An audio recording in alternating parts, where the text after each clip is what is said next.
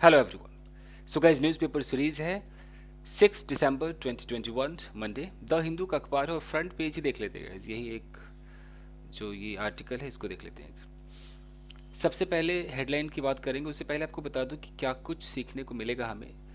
अब तक आपको पता चल गया होगा कि नाउन फ्रेज तो आता ही आता है। कोई भी सब्जेक्ट होगा तो नाउन फ्रेज के रूप में ज़्यादातर होगा। पास्ट पार्टिसिपल एडजेक्टिव का जो काम करता है वो इसके अंदर है। एक हैव बीन हैज़ बीन का स्टेट ऑफ बीइंग के तौर पे यूज़ हुआ है। प्रेजेंट पार्टिसिपल फ्रेज का इस्तेमाल हुआ है जो एडजेक्टिव का ही काम करेगा। पैसिव का इस्तेमाल है और एक सून आफ्टर एक छोटा सा ये था। तो ये आपको देखने को मिलेंगे। और वर्ड्स मीनिंग की अगर बात करेगा इस, तो वर्ड्स मीनिंग इसमें बहुत सारे हैं इस बार। जैसे कि ये जो आपका है, वैसे तो इसको अराई बोलते हैं बट कई लोग औरी भी कह देते हैं, तो आप इसका प्रोनाउंसिएशन चेक कर लीजिएगा। अराई भी प्रोनाउंस किया जाता है। इसका मतलब होता है उल्टा पुल्टा, यानी कि आप जो करने गए वो उल्टा पड़ गया, तो अराई होता है। When something goes wrong with a decent plan you say it has gone awry, यानी कि आपने कोई प्लान बनाया और प्लान आपका फेल हो गया, उल्टा हो गया, तो अराई है। If something goes Arai it does not happen in the way it was plan, जैसा प्लान किया गया था उस तरीके से अगर ना हो तो आप कह सकते हो इट वेंट अराई, ऐसे। एक मिस्टेकन एडजेक्टिव, इसका मतलब है गलत। Someone who is mistaken is confuse और रॉन्ग अबाउट समथिंग, हम कह सकते हैं you are mistaken, I am mistaken, ऐसे। एक वर्ड है रिटेलिएटरी। रिटेलिएटरी का मतलब होता है कि आप, किसी ने आप पर आक्रमण किया तो आप भी अब पलट कर जवाब देंगे। तो अगर आपका रिटेलिएटरी कोई एक्शन है, यानी कि एक प्रतिशोधी एक्शन है आपका, आप बदले की भावना से कुछ करना चाहते, तो रिटेलिएटरी के बाद कोई चीज़ लगाया जाएगा। Retaliatory move, retaliatory action, activity, ऐसे। फॉलोइंग के कई मतलब होते हैं। यहाँ प्रेपोजिशन है तो यहाँ फॉलोइंग का मतलब है के बाद, यानी कि after, as a result of की फीलिंग देता है। फॉलोइंग दिस इंसिडेंट, यानी कि इस इंसिडेंट के होने के बाद। एक एडजेक्टिव है बॉच्ड। बॉच्ड का मतलब है ढिलाई से किया गया काम, मतलब कोई काम हुआ बट वो काम बॉच्ड था, यानी कि वो अच्छा नहीं था। एनसुइंग एक एडजेक्टिव, एनसुइंग का मतलब है ensuing events happen immediately after other events, यानी कि एनसुइंग का मतलब है कि तुरंत बाद होना कोई चीज़। कॉर्प का मतलब होता है सेना की पलटन। ऑन बोर्ड का मतलब होता है कोई चीज़ सवार हो, जैसे कि those people were on board, यानी कि वो सवार थे, जिसमें भी सवार हो, कार में कहीं भी। क्लैश का मतलब होता है कि मुठभेड़ होना। उसके बाद है एक मशीटी, इसको हम मशेट भी कोई लोग करते हैं, कहते हैं मशीटी भी कहते हैं। इसका मतलब है एक चाकू होता है, ये काटने का औजार है, छुरा या खंजर कहते हैं। आउटबर्स्ट का मतलब होता है कि वो प्रकोप, जैसे मैं बोलूँ कि his the outburst of his anger, यानी कि उसके गुस्से का प्रकोप, यानी कि N outburst of an emotion specially anger is a sudden strong expression of that emotion. अगर कोई बहुत गुस्से में अपने आप को दिखा रहा है तो हम कह सकते हैं कि उसके गुस्से का ये प्रकोप है भाई, ये आउटबर्स्ट है, मतलब उसका गुस्सा फूट गया, ऐसे। इरप्ट का मतलब फूट पड़ना होता है, यानी कि इरप्ट का मतलब कोई चीज़ चालू हो गया, इरप्ट हो गया, फूट पड़ा, यानी कि अचानक से कुछ ऐसा हो गया तो इरप्ट कहेंगे। वेंटिलाइज का मतलब होता है तोड़ फोड़ करना। क्रेडिबल का मतलब है विश्वास करने योग्य। इंटेलिजेंस के कई मतलब होते हैं। इंटेलिजेंस का एक और मतलब होता है कोई चीज़, इन्फॉर्मेशन, कोई गुप्त समाचार, वो भी इंटेलिजेंस होता है, नहीं तो बुद्धि समझदारी तो है ही। इंसर्जेंट का मतलब होता है विद्रोही, यानी कि insurgents are people who are fighting against the government, government के खिलाफ फाइट करते हैं या आर्मी के खिलाफ, ऑफ देयर ओन कंट्री, अपने ही देश के सरकार और आर्मी के खिलाफ जो लोग होते हैं विद्रोही, उनको इंसर्जेंट कहा जाता है इंग्लिश में। आफ्टर मैथ एक नाउन है, इसका मतलब होता है परिणाम, इसका आफ्टर मैथ। ट्राइबल का मतलब है जनजातीय। और अलीज का मतलब है बिना सबूत के आरोप लगाना। बार का मतलब है रोकना। तो ये इतने सारे वर्ड्स हैं इस पूरे आर्टिकल में, तो कोशिश करते हैं गाइस। चलिए सबसे पहले हेडलाइन को देखते हैं। तो यहाँ यहाँ से लेकर पहले यहाँ तक इसको देखिए। ठीक है कि आर्मी ऑपरेशन इन नागालैंड, ठीक है, गोज अराई। तो अब ये प्रेजेंट इंडेफिनिट है ना, गोज अराई है, पास्ट होता तो वेंट होता। तो बेशक ये प्रेजेंट इंडेफिनिट है, हम तो इसको पास्ट ही समझेंगे ना, कि एक आर्मी ऑपरेशन जो कि नागालैंड में हुआ वो भैया गड़बड़ हो गया, उल्टा पड़ गया। 15 सिविलियंस डेड, यानी कि 15 सिविलियंस मारे गए। अब देखिए आगे। Excuse me. 6 killed in mistaken fire. अब देखिए यहाँ पर जो 6 किल्ड लिखा हुआ है, ये किल्ड आप देख रहे हैं, ये आपका वर V3 है, ये हम इसको पैसिव समझेंगे, हम इसको समझेंगे 6 वर किल्ड। तो 6 लोग मारे गए कहाँ पर, इन मिस्टेकन फायर। मिस्टेकन का मतलब होता है गलती भरा, यानी कि भूल। तो गलती से फायर कर दिया। 9 more and a soldier dead, 9 लोग और मर गए, एक सोल्जर भी मर गया इन रिटेलिएटरी वायलेंस। रिटेलिएटरी का मतलब है कि प्रतिशोध के रूप में एक और हिंसा की गई, उसके अंदर एक सोल्जर और एक जो 9 लोग हैं उनकी जान चली गई। अब इसको पढ़ते हैं इत्मीनान से। यहाँ से लेकर के यहाँ तक हमें पढ़ना है और इसको तोड़ कर देखना है, पोस्टमार्टम करते हैं इसका। चलिए कलर चेंज करें।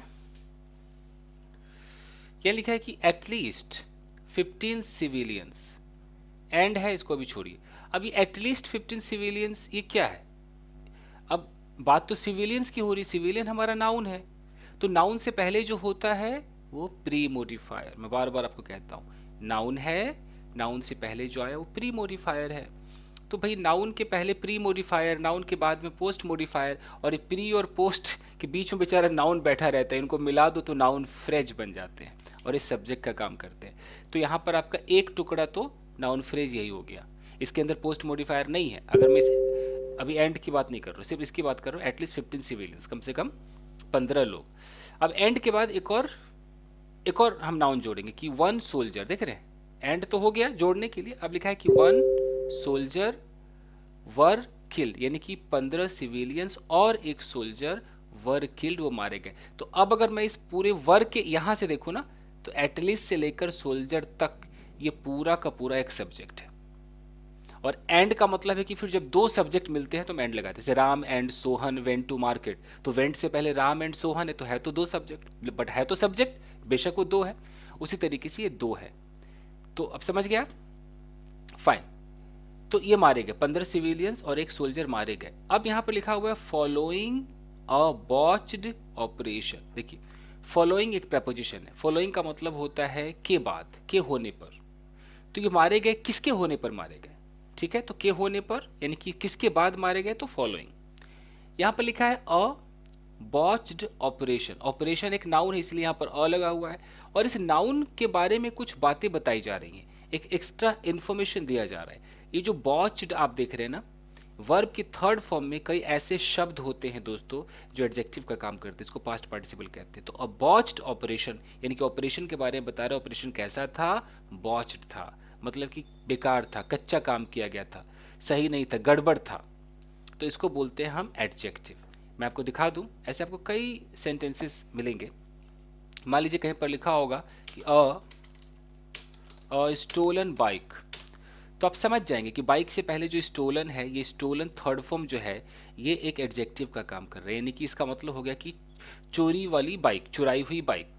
अब अगर इस पर कोई सेंटेंस बनाए, जैसे हो कि a stolen bike was found in the park, तो आराम से बन गया। अब देखिए कि was found in the park, बात हो रही है बाइक की, बाइक हमारा सब्जेक्ट है, लेकिन सब्जेक्ट से पहले यहाँ पर ये एक छोटा सा एडजेक्टिव आप देख रहे हैं, वो बाइक के बारे में इंफॉर्मेशन दे रहा है।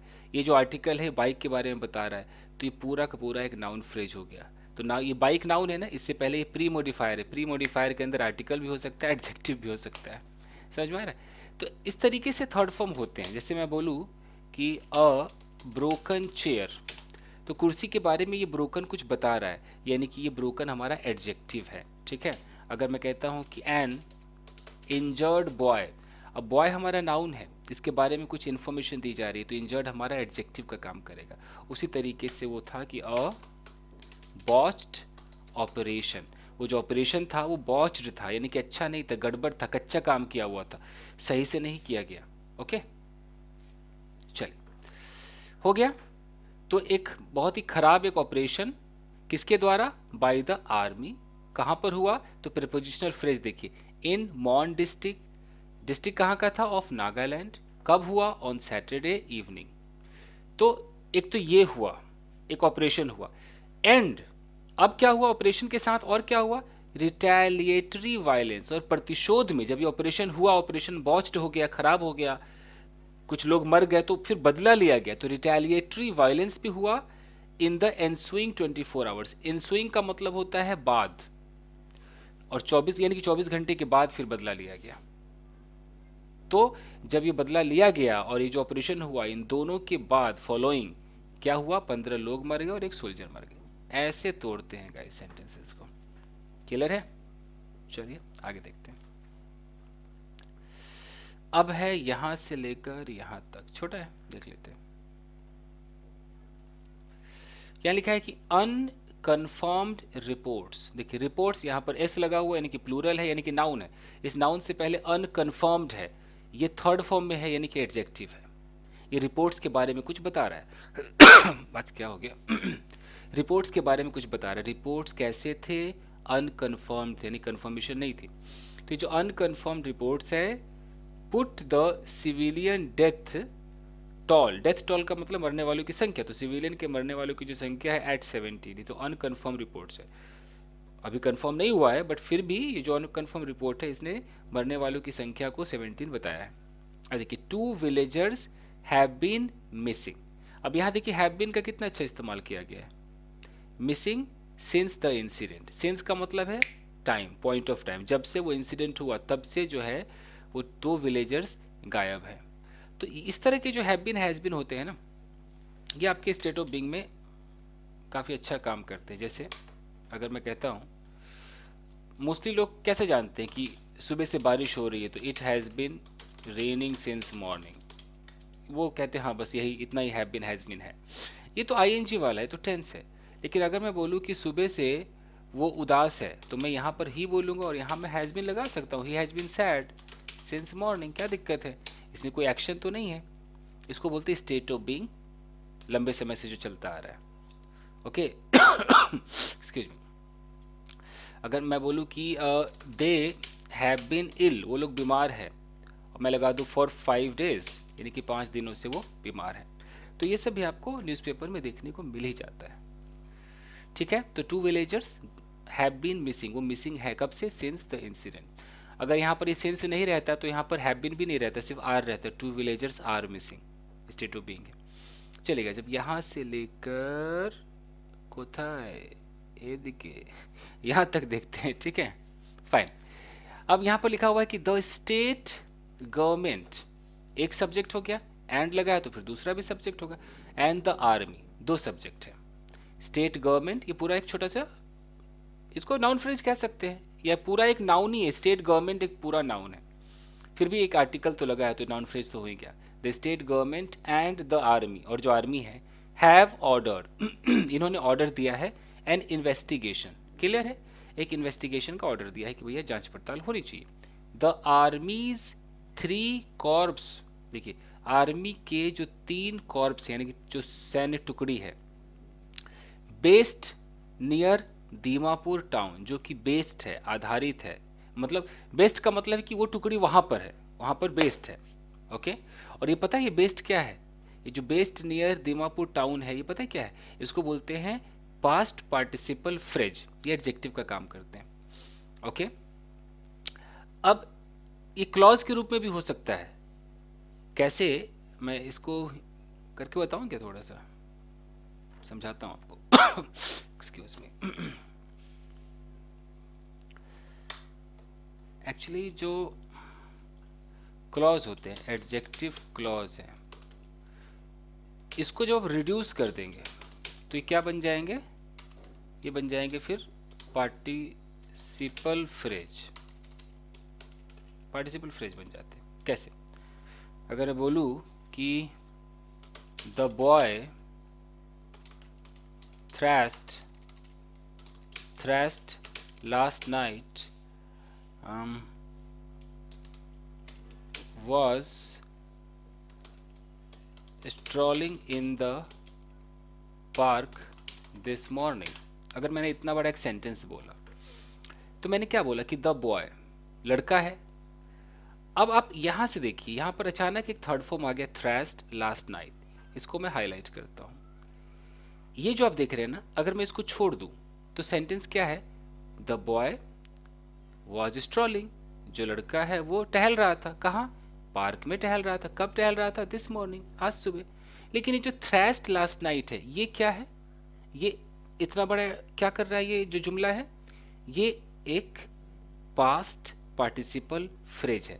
जैसे thrashed लगा, वर्ब की थर्ड फॉर्म हुआ, वो पास्ट पार्टिसिपल हो गया। उसके बाजू में कुछ भी लगेगा, वो एक फ्रेज बनाएगा। और ये पूरा का पूरा जो फ्रेज है, ये एक एडजेक्टिव का काम करेगा। क्यों एडजेक्टिव है? क्योंकि वो बॉय के बारे में कुछ इंफॉर्मेशन दे रहा है। कौन लड़का? अबे वही लड़का, थ्रैश्ड, जिसको पीटा गया लास्ट नाइट। तो ये एक फ्रेज है, समझ में आ रहा है? हम चाहें तो इसको क्लॉज बना सकते हैं, तो क्लॉज से रिड्यूस होकर फ्रेज बना है। अगर ये क्लॉज के रूप में रहता है तो पता कैसे रहता है? ऐसे रहता है, मैं यहां लिख देता हूं। एक्चुअली जब हम थोड़ा हाई फाई इंग्लिश सीखने लगते हैं ना, तो इंसान फिर रिड्यूस करना भी शुरू कर देता है। तो इसको ऐसे भी लिखा जा सकता है कि द बॉय, यहां पर बस आपको एक रिलेटिव प्रोनाउन हु लगाना है, और चूंकि पास्ट की बात है तो वॉज कर दीजिए, और है तो passive he. Who was thrashed last night was strolling in the park this morning. अब देखिए, अब मैं यहाँ हु से लेकर लास्ट नाइट तक को हाईलाइट करता हूँ, कलर बदले और कुछ है ऐसे, आराम से अब देख लीजिए, दोनों बात एक है। इसके अंदर एक एक्स्ट्रा हु डाला गया है और उसके बाद एक हेल्पिंग वर्ब डाला गया है। ये करते अब ये क्या रहा? ये फ्रेज नहीं रहा, अब ये क्लॉज हो चुका है। इसको बोलते हैं एडजेक्टिव क्लॉज। समझ में आ रहा है? इसको रिलेटिव क्लॉज भी कह सकते हैं क्योंकि रिलेटिव प्रोनाउन लगा हुआ है। तो ये न्यूज़पेपर जो लिखता है ना, उसको अंदर से ऐसी ऐसी आवाज आती होगी कि यार इतना लंबा कौन लिखेगा, सेम अगर मैं रिड्यूस कर दूं तो बात तो वही है। तो हाई लेवल पे ज्यादातर रिड्यूस किए जाते हैं। समझ में आ रहा है? यही है जी आपका। चलो जी आगे देखें। तो यहां पर है कि द आर्मी 3 कॉर्प्स, आर्मी के जो 3 सेना टुकड़ी हैं। अब यहां पर लिखना था कि जो बेस्ड है दीमापुर टाउन में, तो फिर यहां से हु आर बेस्ड कहने की जरूरत नहीं, तो हु आर को हटाया, सीधा बोलो कि बेस्ड, बेस्ड है नियर दीमापुर टाउन। अब ये दीमापुर टाउन कहाँ है? तो इन द स्टेट, स्टेट में, उसी नागालैंड में है। ठीक है, चलो जी। अब ये सब्जेक्ट हमारा क्या है? द आर्मीज 3 कॉर्प्स, ये हमारे सब्जेक्ट है। अब इस सब्जेक्ट का वर्ब कहाँ है? यहाँ है, देखो, एडमिटेड। ये जो आर्मी की जो 3 सेना टुकड़ी उन्होंने स्वीकार लिया। समझ में आ रहा है? तो जब सब्जेक्ट यहाँ है, वर्ब यहाँ है, तो ये फिर बेस्ड से लेकर ये स्टेट तक क्या था? पास्ट पार्टिसिपल फ्रेज था, जो कि एडजेक्टिव का काम कर रहा है। समझ में आ रहा है? चलिए, तो एडमिट कर लिया। क्या एडमिट किया? एडमिट के बाद टू प्रेपोजिशन लगता है, to an intelligence, intelligence failure, यानी कि जो इंफॉर्मेशन मिली थी या जो भी उन लोगों का जो प्लान था वो फेल्योर हो गया with a statement of regret. उन्होंने इस चीज को एडमिट किया है with a statement of regret. एक स्टेटमेंट लिखा है रिग्रेट वाला कि हम पछताते हैं, हम रिग्रेट महसूस करते हैं, ऐसा वाला। चलेगा, अब हमें देखना है अगला, यहां से लेकर यहां तक देखते हैं। मैं थोड़ा वक्त इसलिए लेता हूं कि एक एक सेंटेंस को तोड़ना भी है गाइस। तो ये वीडियो वही लोग देख सकते हैं जो वाकई सीखना चाहते हैं, कला सीखना चाहते हैं। और कला सीखने में मुझे लगता है 6 महीने से साल भर लगेगा। चलिए, अराउंड 5 PM, लगभग 5 बजे, ऑन सैटरडे। और ये भी देखते रहो प्रेपोजिशन, जैसे सैटरडे है उसमें ऑन का इस्तेमाल हुआ है, तो फिर मंडे में भी ऑन लगेगा, संडे में भी ऑन लगेगा, पूरे दिन में ऑन का इस्तेमाल होता है। तो ऑन सैटरडे, तो सैटरडे को लगभग 5 बजे, अ स्पेशल यूनिट, ठीक है, of the air, sorry army. अब देख रहे हो प्रेपोजिशनल फ्रेज कई लोग पूछते हैं, ये देख लीजिए, ये जो ऑफ से लेके द आर्मी है यही प्रेपोजिशनल फ्रेज है। और किसके बारे में इंफॉर्मेशन दे रहा है? स्पेशल यूनिट के बारे में। तो यूनिट हमारा क्या है? नाउन है। तो नाउन के बारे में जो प्रेपोजिशनल फ्रेज कुछ बताएगा वो एडजेक्टिव हो जाएगा। अगर वो वर्ब के बारे में बताएगा तो एडवर्ब हो जाएगा। तो ये एक एडजेक्टिव है, एक स्पेशल यूनिट। किधर की special unit? Of the army, army की जो स्पेशल यूनिट है ना भाई, वो सैटरडे को शाम को लगभग 5 बजे मिस्टेकनली, यानी कि गलती से, ओपनड फायर, उसने फायरिंग चालू कर दी। किस पर? एट अ पिकअप वैन, एक पिकअप वैन पर। वो पिकअप वैन जो कुछ पिक करके ले जाता है, चाहे उसमें आदमी हो चाहे सामान हो। ठीक है, अब देखिए प्रेजेंट पार्टिसिपल फ्रेज भी देख लीजिए। वैन के बगल में क्या है? बाजू में, carrying coal miners from the Tiru area to their village of Oting. यहां तक देख लीजिए, इसी को कहते हैं प्रेजेंट पार्टिसिपल फ्रेज। क्या काम कर रहा है? एडजेक्टिव का काम कर रहा है। ये अगर हम चाहते तो क्लॉज के रूप में भी लिख सकते थे कि pickup van which was carrying, वो विच वाज हटाकर सीधा कैरिंग लिख दिया तो ये आपका फ्रेज हो गया। विच वाज भी लिख देता तो क्लॉज हो जाता। इतना तो समझ में आ रहा है ना। तो जिन लोगों को एडजेक्टिव क्लॉज समझने में दिक्कत है और फ्रेज समझने में दिक्कत है वो देखे ध्यान से। तो पिकअप वैन, ऐसा पिकअप वैन कौन सा, कैरिंग कोल माइनर्स, जो कोल माइनर्स को, माइनर्स मतलब जो खोदने वाले जो मजदूर होंगे उनको ले जा रहे थे from the Tiru area to their village of Oting. Oting में उनका कोई गांव था, वहां ले जा रहे थे और तीरू से ले जा रहे थे। अबाउट 15 किलोमीटर अवे, लगभग 15 किलोमीटर अवे, ओके, यानी कि 15 किलोमीटर दूर। Killing 6 on board. अब मैं पूरा पढ़ के सुनाता हूँ, बीच में गड़बड़ हो गया, समझ में नहीं आया कि ये 15 किलोमीटर क्या है, देख लीजिए। तो अराउंड 5 PM, लगभग 5 बजे ऑन सैटरडे, शनिवार को, special unit of the army, army का स्पेशल यूनिट मिस्टेकनली, गलती से ओपन फायर, गोलीबारी चालू कर दी at pickup van carrying coal miners from Tiru area to their village of Oting about 15 kilometre away. 15 kilometre दूर वो लोग वहां से ले जा रहे थे। तो ये जो स्पेशल यूनिट है ना, इन्होंने ओपन फायर कर दिया, किलिंग 6 ऑन बोर्ड, और फायर करते ही 6 लोग को मार दिया जो ऑन बोर्ड थे, उस पिकअप वैन में सवार थे। और ये भी प्रेजेंट पार्टिसिपल है। 6 लोगों को मारते हुए ऐसे करके बोलते हैं ना, तो ING लगाया है। क्लियर है? चलिए। क्लैशेस इरप्ट, इरप्ट का मतलब होता है फूट पड़ना, अचानक शुरू होना। क्लैश मतलब मुठभेड़। अब यहां से लेकर यहां तक देखते हैं, ट्राई कीजिएगा आप लोग। अबाउट एन आवर लेटर, देखियो अबाउट हो या अराउंड हो, लगभग वाली फीलिंग देता है। एन आवर लेटर यानी कि लगभग 1 घंटे बाद।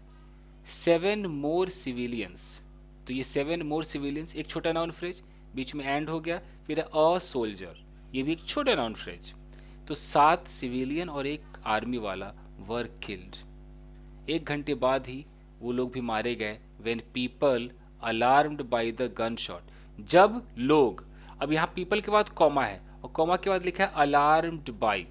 मैंने आपको कई बार कहा है, written by, led by, organised by, conducted by, alarmed by, ये जितने बाई है ना, ये सारे के सारे पास्ट पार्टिसिपल फ्रेज है और पैसिव का काम करते हैं। तो जब लोग, कौन से लोग, जो सतर्क हो गए थे, अलार्म हो गए थे बाय द गन शॉट, गोलीबारी से, and the death of their fellow villagers, और उनके गांव वालों की जो डेथ हो गई थी, उससे जो बिल्कुल कहते हैं ना कि एकदम एक्टिव हो गए थे। क्लैश्ड, उन लोगों ने क्लैश कर दिया, मुठभेड़ कर दी, विद द ट्रूप्स, सैनिकों के साथ, विद मशेट, अब इसको मशेटिस कहो या मशीटिस कहो, एंड स्टिक्स, लाठी के साथ, चाकू के साथ उन पे हमला कर दिया। ठीक है, चलिए आगे देखिए। अब है हमारा यहां से, है यहां से लेकर यहां तक देखते हैं। सेवरल सिविलियंस, ठीक है, छोटा सा नाउन फ्रेज। अब तो आप नाउन फ्रेज कभी नहीं भूलोगे। एंड सोल्जर्स, अब ये सोल्जर से, ये एक छोटा बेचारा नाउन है एक। तो कई सारे सिविलियंस और सोल्जर्स वर इंजर्ड, वो घायल हो गए। अब यहां से लेकर यहां तक देखिए। एटलीस्ट 2 व्हीकल्स, लगभग 2 गाड़ियां, of the army special unit, देख लो प्रेपोजिशनल फ्रेज को देखते रहो। व्हीकल्स नाउन है, नाउन के बारे में कुछ कह रहा हूं, ये पूरा का पूरा नाउन फ्रेज है। एटलीस्ट 2 व्हीकल्स नाउन फ्रेज है। इस नाउन के बारे में जो प्रेपोजिशनल फ्रेज कुछ कहे वो भैया आपका एडजेक्टिव हो गया। एडजेक्टिव है कि 2 गाड़ियां of army special unit were set on fire, तो उनको आग पे, मतलब आग के हवाले कर दिया गया। सेट ऑन फायर का मतलब उन्हें आग लगा दी गई।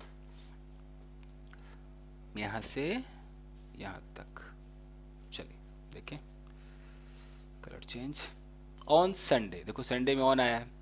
प्रोटेस्ट इरप्टेड, इरप्टेड का मतलब फूट पड़ना, चालू हो जाना। तो प्रोटेस्ट का मतलब धरना, तो धरना चालू हो गया अक्रॉस नागालैंड, नागालैंड, पूरे नागालैंड में धरना चालू हो गया। With a mob of about 500, कितने मॉब थे, मॉब मतलब भीड़, लगभग 500 लोग थे, मैन, 500 मैन। अब मैन के बाद देखिए, सारा खेल देखिए प्रेजेंट पार्टिसिपल फ्रेज का क्या लिखा हुआ है।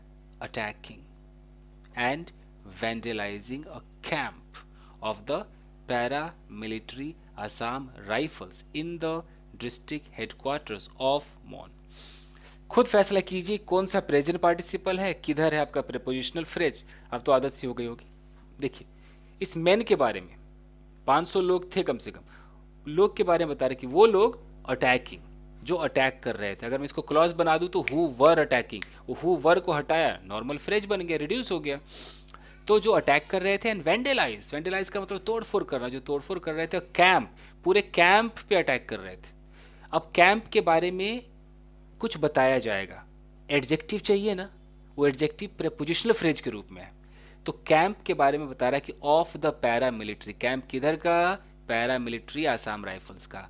किधर, कोथाय, तो इन द डिस्ट्रिक्ट हेडक्वार्टर्स, किधर का हेडक्वार्टर्स, ऑफ मॉन। ऐसे प्रेपोजिशनल फ्रेज लगे होते हैं।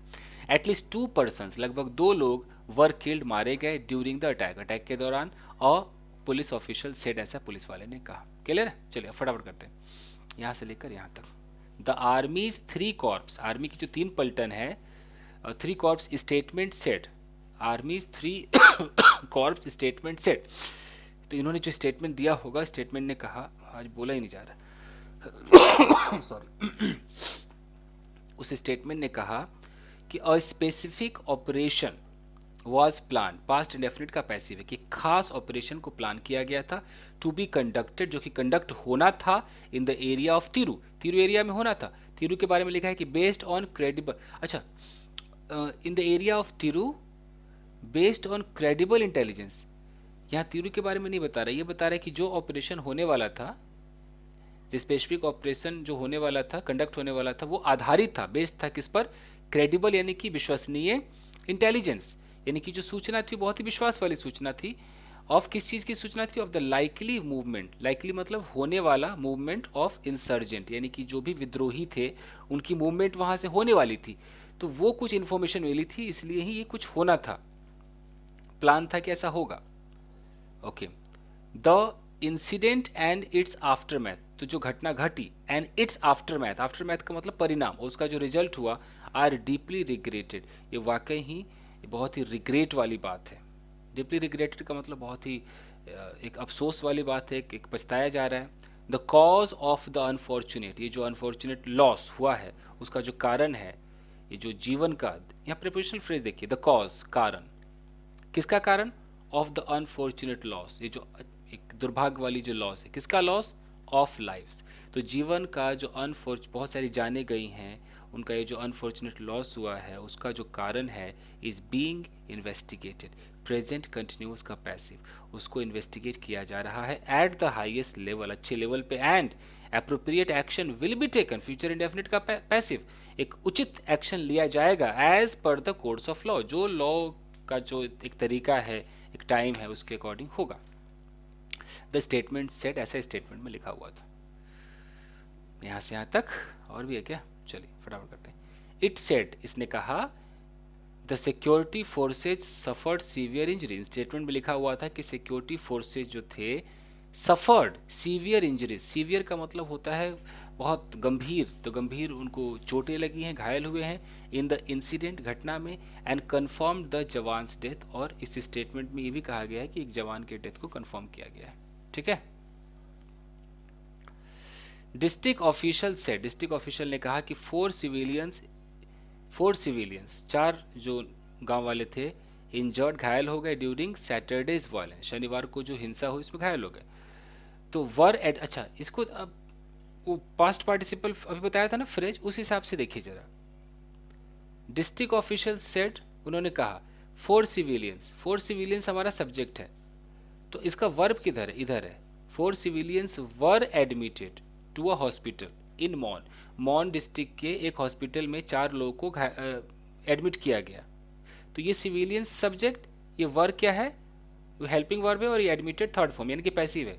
तो ये इंजर्ड क्या है, तो ये जो इंजर्ड है ना, ध्यान से देखिए, इंजर्ड ड्यूरिंग सैटरडेज वायलेंस, यहाँ तक जो है ना, इसी को तो कहते हैं पास्ट पार्टिसिपल फ्रेज, जो कि एडजेक्टिव का काम करता है, कि वो 4 सिविलियंस जिन जो घायल हो गए, इंजर्ड हो गए ड्यूरिंग सैटरडे की हिंसा में, उनको एडमिट किया गया। समझ में आए?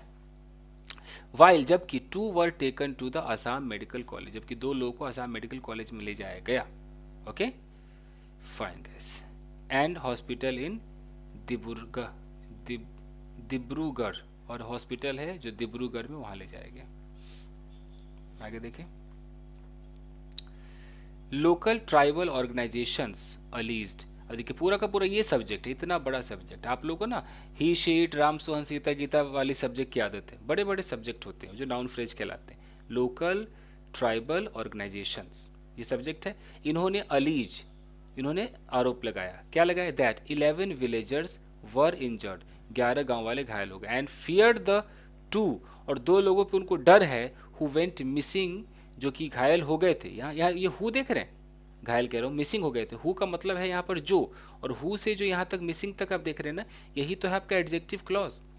तो फियर्ड, ये जो लोकल ट्राइबल ऑर्गेनाइजेशन है, इनको डर है कि द टू, वे दो, हु वेंट मिसिंग, जो कि गायब हो गए, वर डेड, कि वो मरे हुए थे, ऐसा डर है। गायब हो गए मतलब मर गए होंगे। सून आफ्टर, तुरंत ही बाद, सून आफ्टर का मतलब तुरंत बाद। सून आफ्टर द वायलेंस, हिंसा के तुरंत बाद, इन मॉन, जो कि मॉन डिस्ट्रिक्ट में हुआ, ban orders under section 144 of the code of criminal procedure were impose. Ban order, ban का मतलब है कि बैन कर दो, बंद कर दो।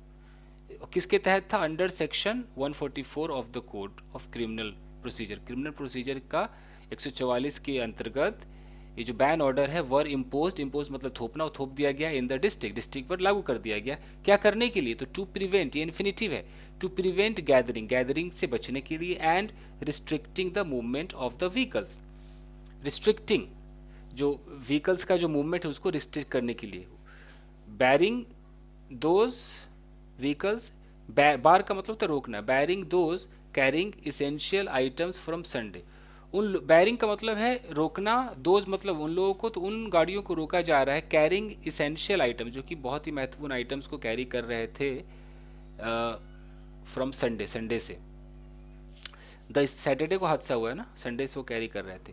The state government also suspended mobile internet and data services, सब बंद कर दिया, एंड बल्क एसएमएस सब बंद कर दिया इन द एंटायर डिस्ट्रिक्ट, पूरे डिस्ट्रिक्ट में कोई इंटरनेट नहीं है, कोई मोबाइल नहीं, कोई बल्क एसएमएस नहीं, सब मना कर दिया।